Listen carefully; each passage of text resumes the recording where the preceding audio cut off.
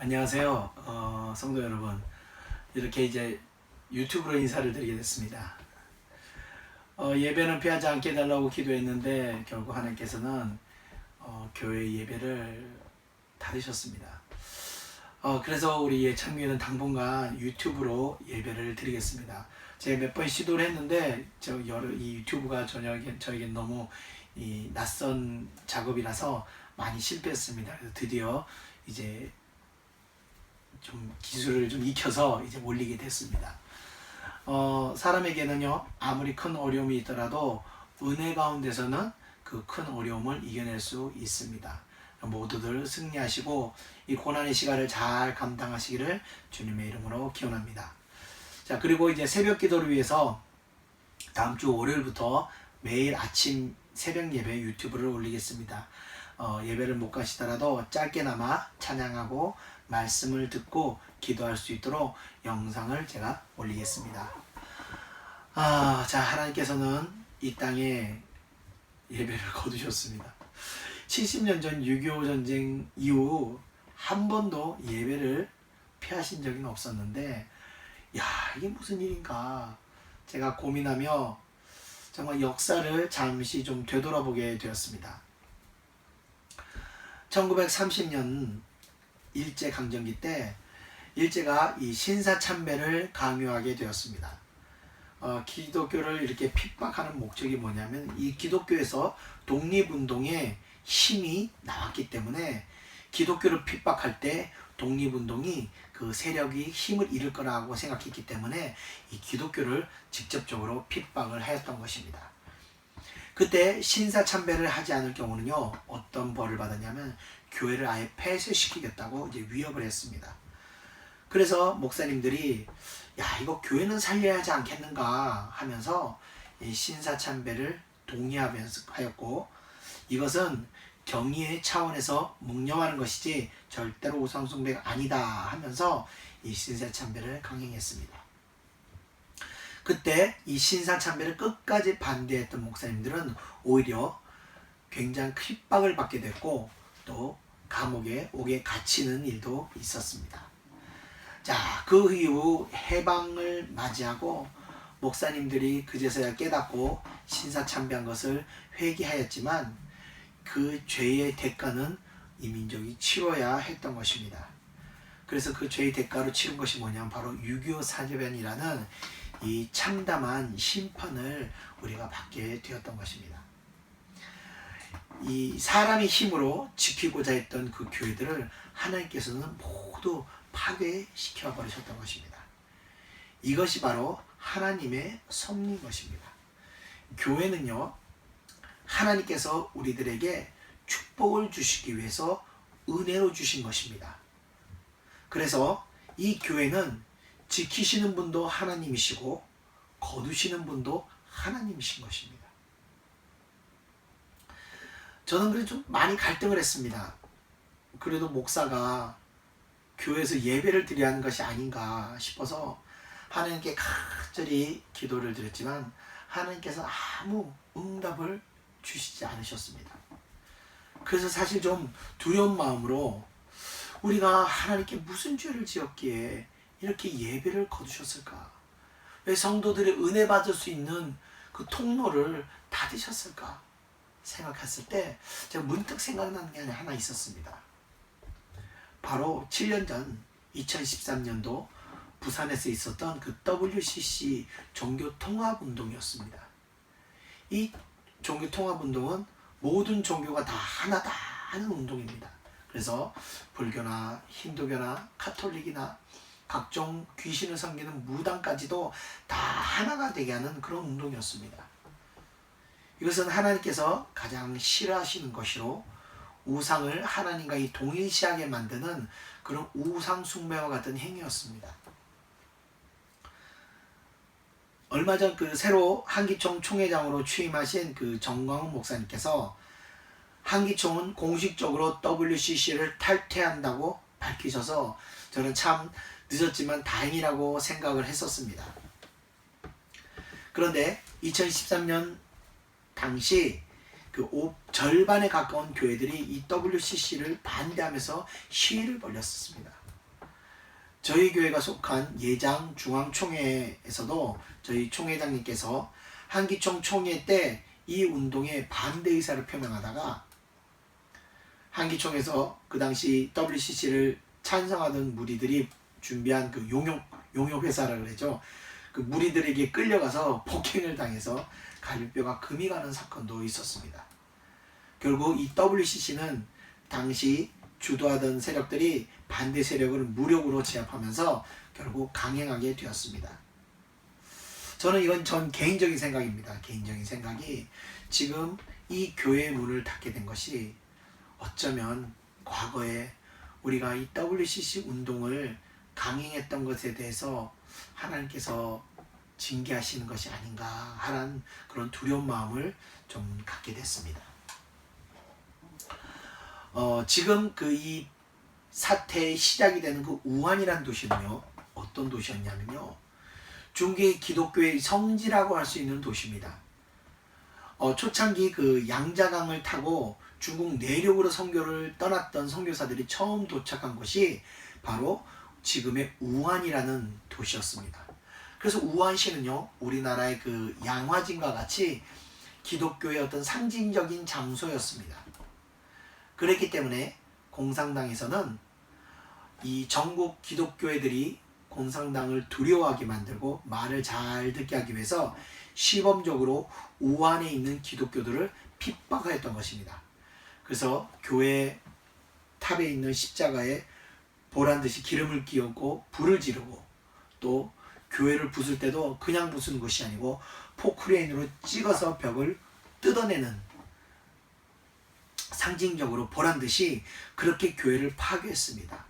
그래서 우한에 있는 40여 개의 큰 교회들을 모두 파괴시켰는데, 그냥 폐쇄한 것이 아니고 아예 잿더미로 만들어서 형태도 없이 완전히 다 밀어버리는 그런 행위들을 공산당이 취했던 것입니다. 그런데 놀랍게도 지금 이 우한에 엄청난 재앙이 지금 일어나게 된 것입니다. 하나님께서는 이렇게 행한 대로 보응하시는 분이시로서 우리는 정말 이 하나님을 두려워하며 우리가 신앙생활을 해야 된다는 것을 말씀드리고 싶습니다. 자, 이제 본론을 한번 들어가 보겠습니다.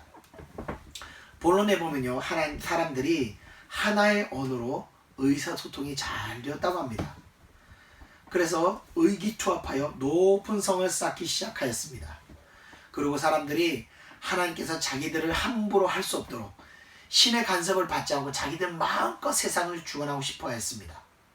그래서 높이 탑을 쌓고 거대한 성을 건축하게 되었습니다. 그때 하나님께서 어리석은 그들의 교만을 보셨습니다. 이미 교만해진 그들은 하나님이 아무리 말씀을 해도 그들은 이미 듣지 않을 것이었기 때문에 이 바벨성 건축은 하나님께서 말로서는 막을 수가 없었던 것입니다. 그래서 하나님께서 그들의 악함은 멈추도록 하시기 위해서 어떻게 하시냐? 언어를 흩어버리셨던 것입니다. 더 이상 사람들 간의 의사소통이 멈추게 되면 어쩔 수 없이 이 도시의 건설은 멈춰질 수밖에 없는 것입니다. 그리고 그들을 온 지면으로 흩어버리게 하셨다고 하셨습니다. 자, 이것을 우리는 성경에서 바벨탑 사건이라고 부릅니다.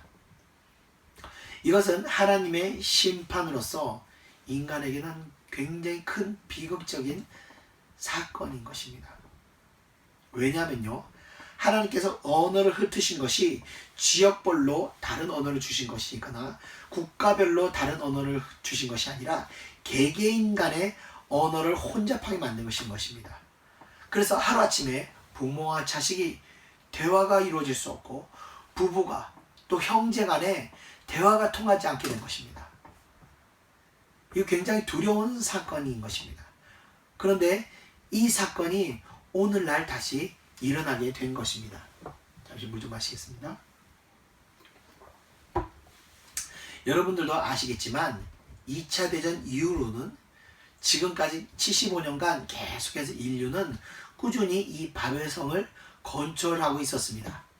이 물리적으로 성을 만든 것은 아니지만 영적인 바벨성을 건설하고 있었다는 것입니다. 그 바벨성이 바로 세계를 하나의 국가로 만들어가는 세계화라는 것이었습니다. 유럽이 하나가 되는 것 같이 세계가 하나가 되어가는 것입니다. 또 컴퓨터와 인터넷이 발달해서 언어의 장벽이 무너지면서 또 국가 간의 장벽이 무너지면서 세계가 하나가 되어가고 있었습니다. 또 세계는요, 여러 가지 세계적 기구들을 가지고 하나의 컨트롤을 받고 있었습니다. UN이 그렇고요.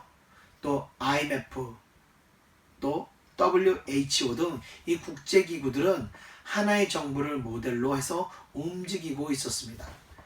그래서 각 국가들의 국경은 허물어지고 개개인 간의 이 국가 개념도 이제 사라지고 전 세계의 사람들이 하나가 되어가고 있었습니다. 그런데 하나님께서는 어느 때부턴가 이 세계화 운동을 서서히 무너뜨리고 계셨습니다. 영국이 EU에서 탈퇴한 사건이 그런 거고요. 또 느닷없이 트럼프란 사람이 등장해서 국가주의를 들고 나왔습니다. 그런데 이 결정적인 것이 저는 이 코로나 바이러스가 아닌가 이런 생각을 하게 됩니다. 왜냐하면요, 이 코로나 바이러스의 확산으로 각 국가들은요, 이 바이러스가 자기 국가대로 유입하지 못하기 위해서 국경의 문을 걸어 잠그고 입국을 통제를 강화하기 시작하기 때문입니다. 자, 언어를 혼잡하게 하셔서 가족 간에 하나가 되지 못하게 했던 비극이 일어났다고 제가 말씀드렸는데, 이런 사건이 지금 중국에서는 일어나고 있습니다. 바로 이 코로나 바이러스 전염력이 너무나 강력하기 때문에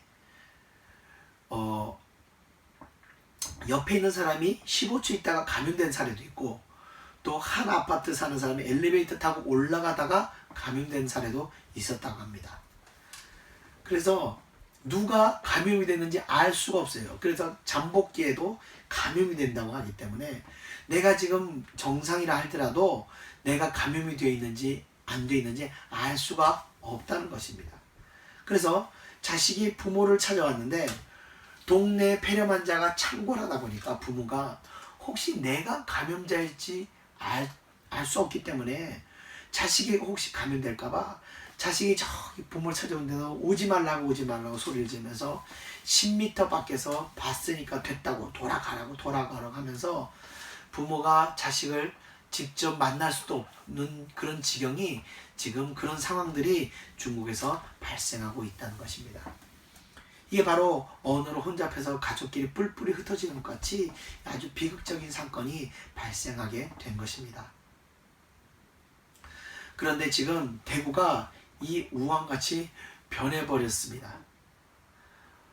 전문가들에 의하면요, 1주일이나 2주일 지나면요, 서울도 대구처럼 확산된다고 했지만 다행히, 정말 다행히 감염자가 급증하는 것을 막은 것 같습니다. 그렇다고 안심하면 안 된다고 생각합니다. 왜냐하면 다시 꺼진 불이 다시 급증할 수 있기 때문에 절대 경계를 늦춰서는 안 된다고 생각합니다. 이 감염제가 의료진의 통제 안에 놓일 때까지 절대적으로 조심해야 한다고 저는 생각합니다. 그래서 예배가 다시 회복할 때까지 우리는 정말 하나님 앞에 기도해야 한다는 것입니다. 하나님께서 우리 대한민국을 용서하시고 다시 예배를 허락하실 때까지 우리는 기도하면서 그때를 기다려야 된다고 생각합니다. 제가 성경 한 구절이 떠올랐는데 우리 다 같이 한번 읽어보겠습니다. 이사야서 1장 13절입니다. 이사야서 1장 13절 제가 읽겠습니다. 헛된 재물을 다시 가져오지 말라. 분향은 내가 가증히 여기는 바요. 월삭과 안식일과 대회로 모이는 것도 그러하니 성회와 아울러 악을 행하는 것을 내가 견디지 못하겠노라. 아멘. 자, 하나님을 기쁘시게 하지 못하는 예배는 오히려 하나님을 견디지 못하게 만드는 것이라고 이사야는 말하고 있습니다. 우리 교회 예배가 정말 신령과 진정으로 드리는 그런 영적 예배였는지, 아니면 한국 교회가 정말 신령